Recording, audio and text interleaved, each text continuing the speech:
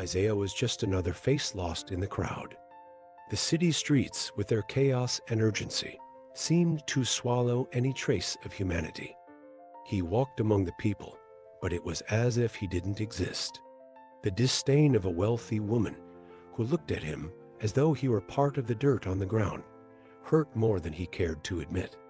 But life has its ironies. When everything seems gray, an unexpected spark can appear. Simon, a man with an elegant demeanor, stopped in front of him. With kind words and a simple gesture, some bills handed over with a smile, Simon did something no one had done in a long time. He saw Isaiah. That moment was more than an act of charity. It was a reminder that kindness still existed, even in such a cold world. Isaiah felt something different stirring inside him, something he couldn't quite name: hope. It wasn't just about the money. It was about being seen, recognized as someone who mattered. How many times in life do we feel invisible? How often do we wish for someone to reach out without expecting anything in return? Simon didn't know it, but he had planted a seed in Isaiah, a seed that began to sprout even amidst the concrete streets. And so, Isaiah continued his path with a slightly lighter heart and a mind full of questions. Who was that man? Why had he stopped to help him? Maybe life was trying to tell him something, or maybe it was just a coincidence. But have you noticed how coincidences have a habit of changing lives? Isaiah didn't know it yet, but that small flame inside him was about to grow. And with it would come a journey he could never have imagined facing. The streets, with all their chaos and brutality, have their own rules no one teaches, but everyone must learn. That's how Isaiah met Tasha, a girl who seemed born for that world. She was sharp, quick, and had eyes that saw beyond the obvious. While he struggled to understand how to survive, she pulled him aside and said, "You've got to be smarter than them, kid. Here, you either learn to play the game or become another disposable piece." And so began an unlikely partnership between two young people who had little but needed so much. Tasha was like a streetwise teacher, not the kind who speaks calmly and patiently. She was direct, sometimes even harsh, but always with purpose, teaching Isaiah how to survive. With her, he learned to identify who was dangerous and who could be useful. He learned to hide his vulnerability behind a facade of confidence. After all, the streets don't forgive weakness. But amid those lessons, something deeper began to emerge. Isaiah realized there was more to life than just surviving. He started questioning whether this was truly the destiny he wanted to accept. And isn't it curious how the right people appear at the right moments? Tasha wasn't perfect, far from it, but she brought something essential to Isaiah's perspective. Together, they formed an unexpected duo, navigating a world where every corner held new challenges. But while Isaiah learned the rules of the game, he also began questioning them. Was survival enough? Or was there something more waiting for him beyond the next meal or shelter? The answers were still far away, but the questions were already there. Isaiah didn't expect to see Simon again, but life has a funny way of crossing paths. This time, the elegant man seemed different. There was something shadowy in his gaze, as if he carried an invisible weight. During their conversation, Simon revealed that not everything in his life was as polished as his appearance suggested.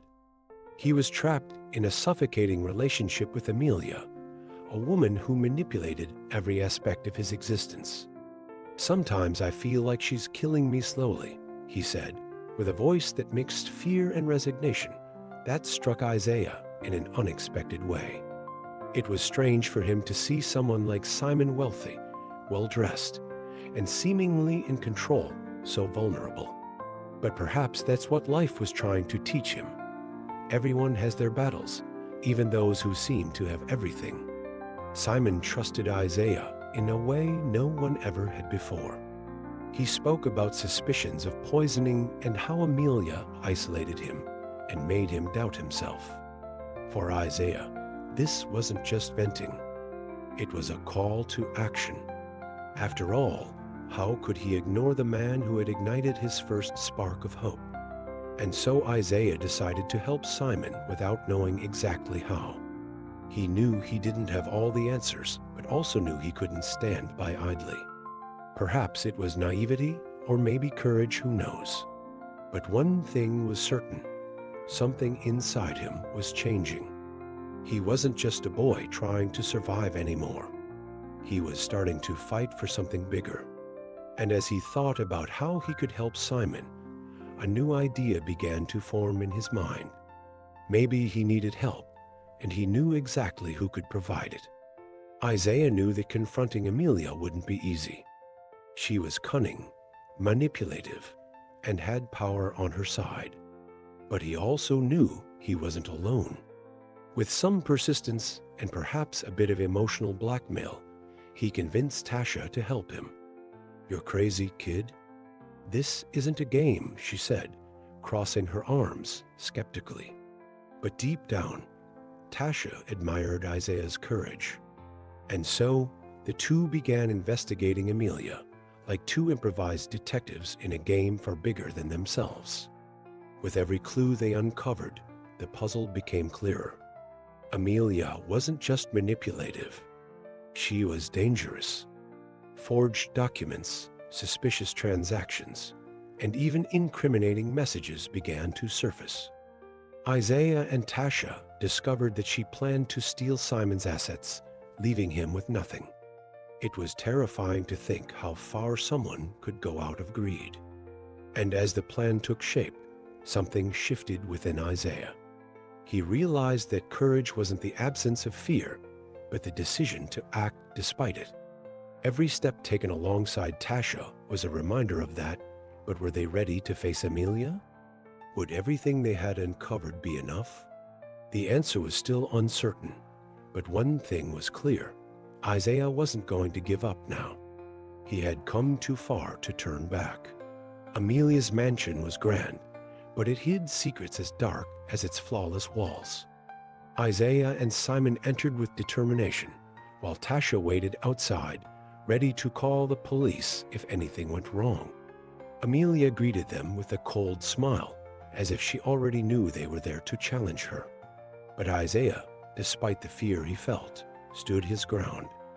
"We know what you're doing," he said, raising his voice with a courage he didn't even know he had. The surprise on Amelia's face was brief, but enough to show they had struck a nerve. The confrontation was intense, a battle of words and manipulations. Amelia tried to destabilize Isaiah, casting doubts on his credibility and even mocking his humble origins. But he didn't let it shake him.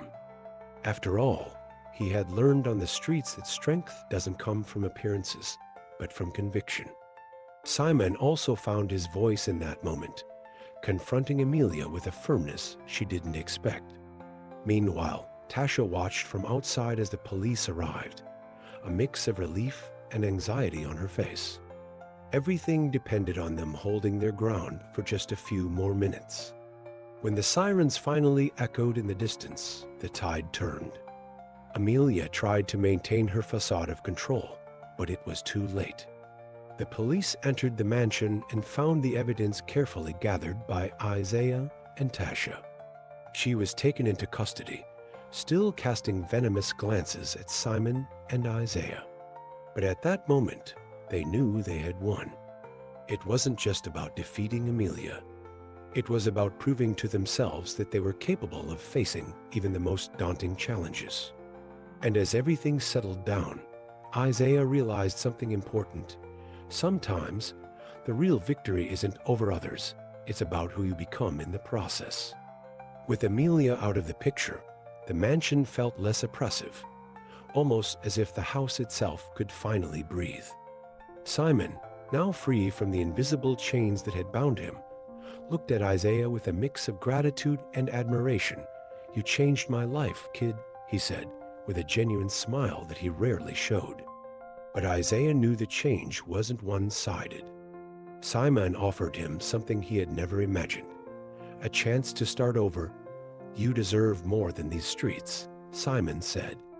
And for the first time, Isaiah believed it. Accepting the offer wasn't easy. Leaving the streets meant abandoning the little he knew, including Tasha, his battle-hardened partner. But Tasha, in her practical and straightforward way, encouraged him. "Go and make it count," she said, hiding any trace of emotion behind a mischievous smile. Isaiah knew that moment was more than just a goodbye. It was the opening of a new chapter.